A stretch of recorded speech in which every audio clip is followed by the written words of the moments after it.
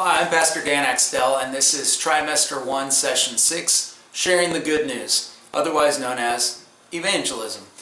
So the big idea here is that we need to really understand what it is that God's asking us to do. Most of us understand evangelism more from the perspective of what your church has asked you to do, and sometimes we find that those things are not consistent. So we really want to get back to scriptural truth here and have a better understanding of what it is that God is asking us as His people to do in the area of sharing good news. I want to start off by just sharing with you something it's not in your curriculum that you were given, but good deeds create goodwill, which leads to good news. This is something, again, that the church has just kind of used over the years to understand the process of sharing good news and how it's connected with doing good deeds. If we don't do good work and we don't create goodwill, and all we do is share good news, then oftentimes we find that people go, I don't really want you to preach at me. It comes across as preachy.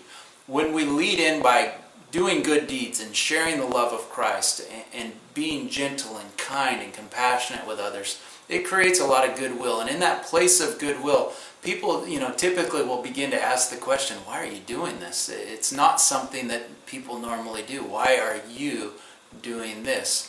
And in that place, that's really the fertile ground that we want to share the good news in. So keep that in mind as we go through this process as well. But you're going to read through the session as a group. In the session, there's a bunch of information about evangelism, sharing, and I think that'll be very meaningful. But most meaningful of all during your session will be your role-playing. It's not comfortable. You won't like it. Nobody likes role-playing. It feels a little bit clunky. You're sitting there and you go, this person's already a Christian and I'm supposed to tell them about the good news. But I have found that if you don't actually role-play this, that you will think that you're ready to do it until the opportunity arises, and then you'll wish that you had role-played. So this is your chance to role-play. You're going to split off with your buddy. You're going to take turns, put your chairs facing each other. You're going to just sit and face each other and have a conversation where one of you is going to choose to present the good news, the gospel, and the other person is going to play, dumb, like, I've never heard this before, why, and you can be somebody who's really hesitant, maybe even antagonistic, or you can be just very kind and gentle. I'll leave that to you guys to have fun with that. Not too much fun, mind you, but have a little bit of fun with that.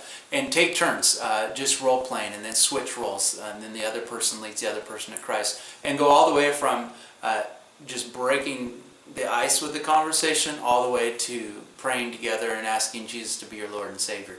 Now, in terms of different types of materials that you can use to do that, there's the Romans Road, which kind of walks you through some really key verses, all from the book of Romans, that show us the gospel path.